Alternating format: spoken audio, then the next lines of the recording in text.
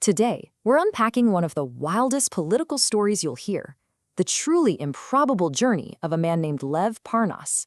I mean, really think about that question for a second. It sounds like something out of a movie, right? How does someone who is at the very heart of Donald Trump's inner circle, someone who actually went to prison for his work, end up not just switching sides, but running for Congress as a Democrat? So, let's start with the moment that got everyone talking. That's right. The Ukrainian-American businessman, once a major player in the Trump world, suddenly announces he's running for office as a Democrat.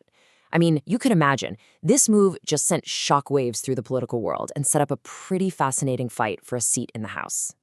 Okay, let's hit rewind for a minute. To really get just how surprising this is, we need to remember exactly who Lev Parnas was just a few short years ago. So look at how quickly this all escalated. Parnas wasn't just some guy on the fringes. He was a key figure in the whole drama that led to Donald Trump's first impeachment.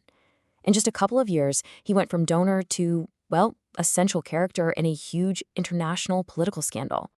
And this wasn't happening in some secret, smoke-filled room. No, this whole exchange was caught on tape at a donor dinner. It really shows you just how much direct access he had to the president. He was comfortable enough to tell the president of the United States who to fire, and it sounds like the president was listening. And this was his main job, his core mission. He was working side by side with Rudy Giuliani, and their goal was to pressure Ukrainian officials to dig up or maybe even create damaging information on Trump's political rival, Joe Biden, and his son. This whole effort ended up becoming the absolute centerpiece of that first impeachment inquiry. But this high-flying life as a Trump insider, well, it didn't last. In fact, it all came crashing down in a very public, very dramatic way, thanks to his own actions. And it all really started with this number, $325,000. Now, this wasn't just a simple donation.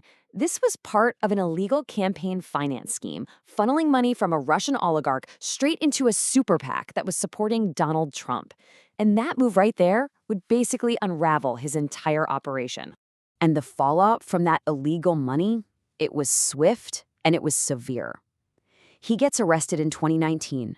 A jury finds him guilty 2 years later, and he ends up serving a 20-month sentence in federal prison. For Parnas, the game was up. His time inside that Trump circle was officially over. But according to Parnas himself, his time in prison wasn't just an end, it was a forced reckoning. The way he tells it, being stripped of everything was the one thing that let him see the world he came from with, well, a totally new perspective. Yeah, he does not mince words at all. Parnas now calls the Trump movement a cult, and in a pretty shocking admission, he says he was one of its leaders, someone who knew exactly how the whole machine of influence and persuasion actually worked. And this quote right here, this is really how he frames his entire story now. He sees his involvement not just as a mistake, but as the thing that caused him to have this awakening. This whole transformation story is now at the very core of his new political identity.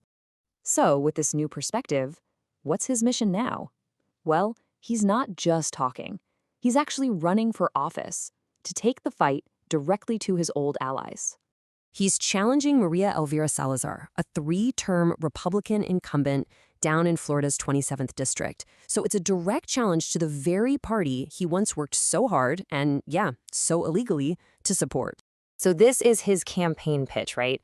He's basically saying he's not your typical outsider.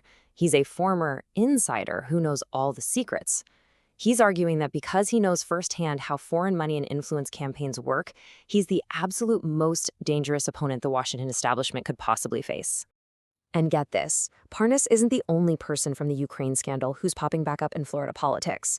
Alex Vindman, you might remember him, the former National Security Council staffer who testified against Trump, he's also running for office as a Democrat. It kind of seems like Florida has become the new battleground for some of the key players from that whole impeachment saga. So, all of this leaves us with a really fascinating question. What do you make of this? Is it a genuine story of redemption? A really smart, calculated political reinvention? Or is it maybe a warning that the guy who says he knows the swamp best is now just trying to get back in, except this time he's wearing a different team's jersey?